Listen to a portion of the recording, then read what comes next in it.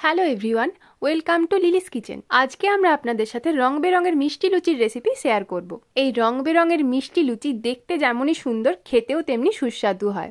রং বেরঙের লুচি বানানোর জন্য 300 গ্রাম পালং শাক সেদ্ধ করে 2 টেবিল চামচ চিনি, হাফ চা চামচ জোয়ান মিশিয়ে একসাথে পেস্ট করে নিয়েছি। বড় সাইজের একটা বিট সেদ্ধ করে জল ঝরিয়ে 2 টেবিল চামচ চিনি, হাফ চা চামচ জোয়ান মিশিয়ে একইভাবে পেস্ট করে নিয়েছি। একটা গাজর ছোট ছোট করে কেটে সেদ্ধ করে 2 টেবিল চামচ চিনি, হাফ চা চামচ জোয়ান মিশিয়ে পেস্ট করে নিয়েছি।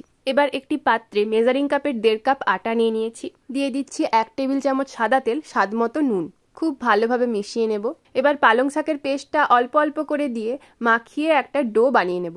ডোটা বানিয়ে রেখেছি। এবার একইভাবে গাজরের পেস্ট ও বিটের পেস্টটা দিয়েও ডো বানিয়ে নিলাম। অপরদিকে মেজারিং কাপের 2 কাপ ময়দা, 1 টেবিল চামচ সাদা তেল, 2 টেবিল চামচ চিনি ও স্বাদ মতো নুন একসাথে মিশিয়ে নিয়ে একটা নর্মাল লুচির ডো বানিয়ে নিয়েছি। এবার কিচেন শেলফে অল্প সাদা তেল লাগিয়ে নিয়ে ডোটা আরেকটু ভালোভাবে মাখিয়ে নিয়ে লেচি কেটে নিচ্ছি।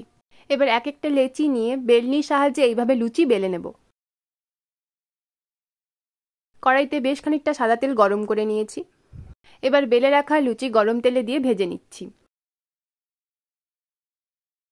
লুচিগুলো ভেজে এখানে একটি পাত্রে নামিয়ে রেখেছি। এবারে রঙিন লুচির যে ডোগুলো বানিয়ে রেখেছিলাম সেখান থেকেও একইভাবে লেচি কেটে রাখলাম। সমস্ত রঙিন লেচিগুলো একইভাবে বেলে নিয়েছি। এবার ওই তেলেই রঙিন লুচিগুলো ভেজে নিচ্ছি।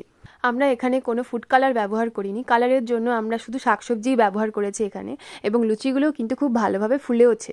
সমস্ত রঙিন লুচিগুলোই একইভাবে ভেজে নিয়েছি।